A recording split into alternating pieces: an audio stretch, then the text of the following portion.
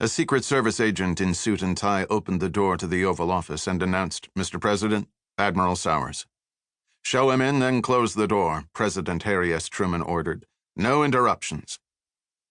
Admiral Sidney W. Sowers entered the room and stopped short of the coffee table in front of a couch.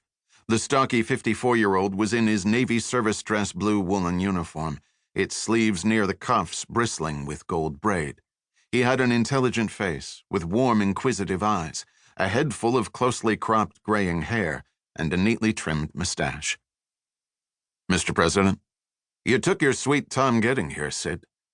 "Harry, I hung up the phone and walked out of my office. What's so urgent?"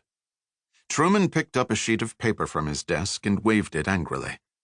Sowers recognized it as the SIGABA message he had sent over hours earlier.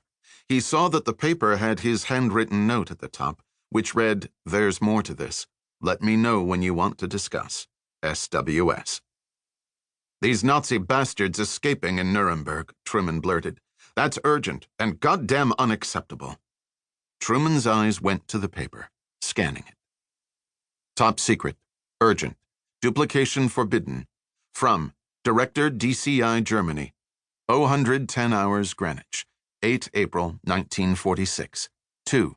Director, Washington, D.C. 1. Colonel M. Cohen, Chief Nuremberg Tribunal CIC, informs that Bergdorf and von Dietelberg escaped Tribunal Prison Infirmary 5 April. Cohen suspects Odessa involvement. Escape has not, repeat, not been made public. 2.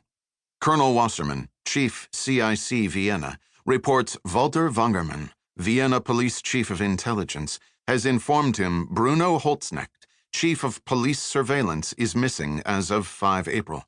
Wangermann suspects DCI involvement.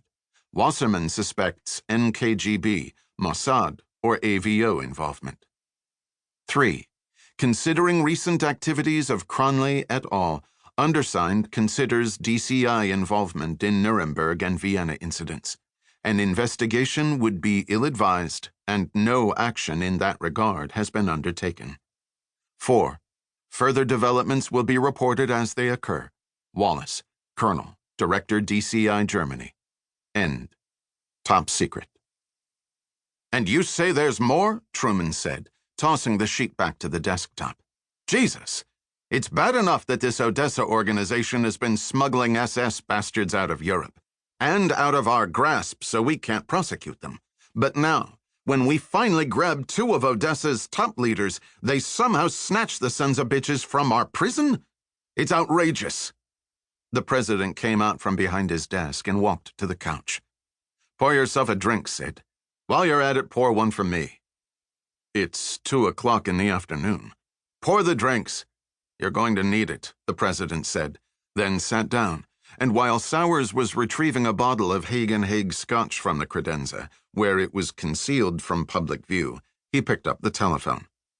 "Get Justice Jackson for me," he ordered, then pushed the speaker button and put the telephone handset back in its cradle.